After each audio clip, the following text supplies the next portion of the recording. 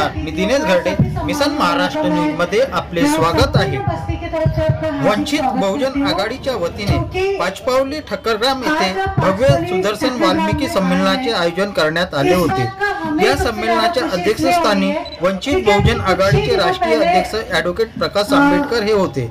तर प्रमुख पाहुणे म्हणून माजी राज्यमंत्री रमेश गजबे, वंचित बहुजन आघाडीचे नागपूर शहर जिल्हा प्रभारी कुशल मेश्राम, जिल्हा प्रभारी राजू लोखंडे, पूर्व विदर्भ संयोजक अरविंद सावरकर, भगवान सेनबुंडे, नागपूर जिल्हा अध्यक्ष राजू जोड़े, विलास वाटकर, नागपूर शहर अध्यक्ष रविभाऊ शेंडे आदि उपस्थित होते।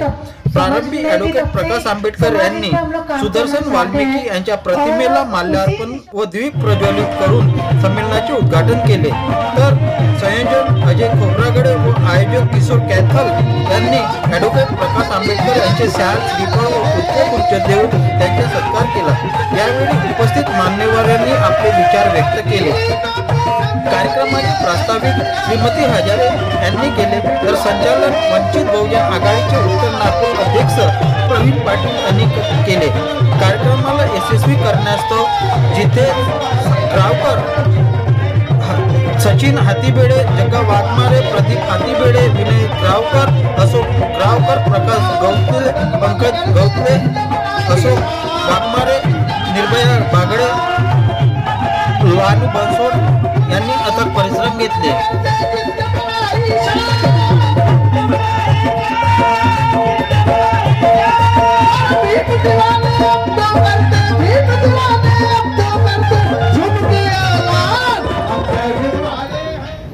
और आने वाले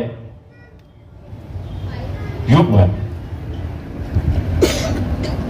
कैसा होगा, क्या होगा, मैं सुरक्षित होगा नहीं होगा, इसकी जानकारी मिलती है हम लोग को। डिग्री से नौकरियां मिलती है, ये बात सही है कि हम लोग की आर्थिक परिस्थिति उससे बदल जाए, लेकिन साथ साथ अपने आप को महफूज रखना, सुरक्षित रखना, ये भी अपनी एक जिम्मेदारी है। अगर परिस्थितियों से हम लोग वाकियात नहीं हुए, परिस्थिति की अगर जानकारी हमको नहीं हुई,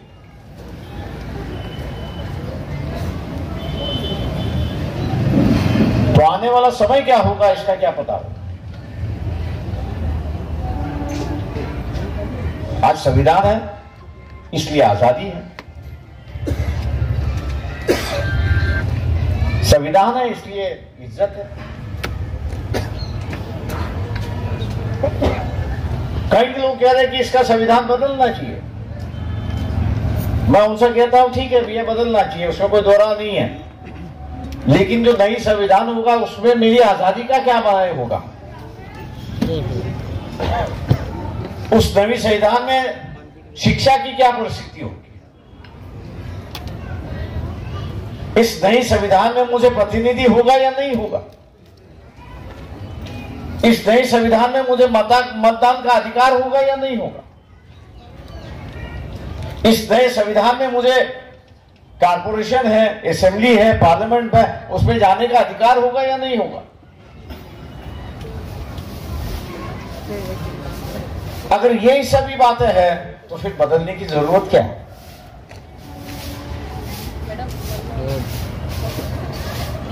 हम लोग जब तक अपने अधिकार बरकरार रखने की और उनकी हिफाजत करने की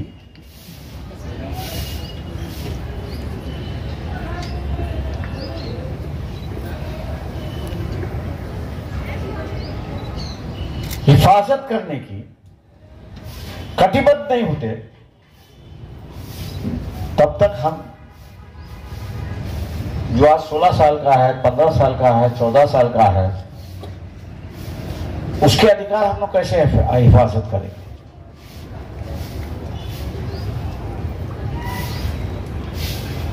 व्यवस्था के अंदर परिवर्तन आया,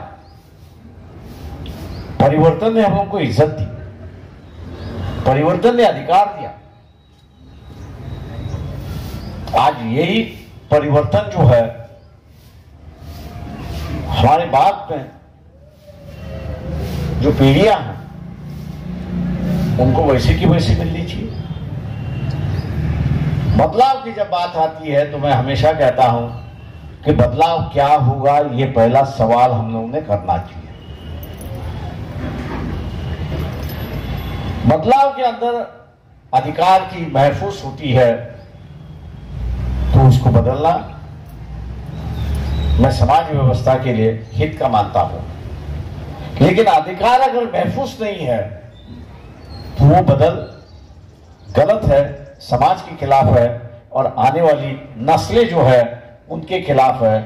आज हम लोग की जो जिम्मेदारी है वो आने वाली नस्लों की अधिकार बरकरार रखने की, ये हम लोग की जिंदगी का मकसद है, ये मानना जरूरी है। और इसलिए इन बस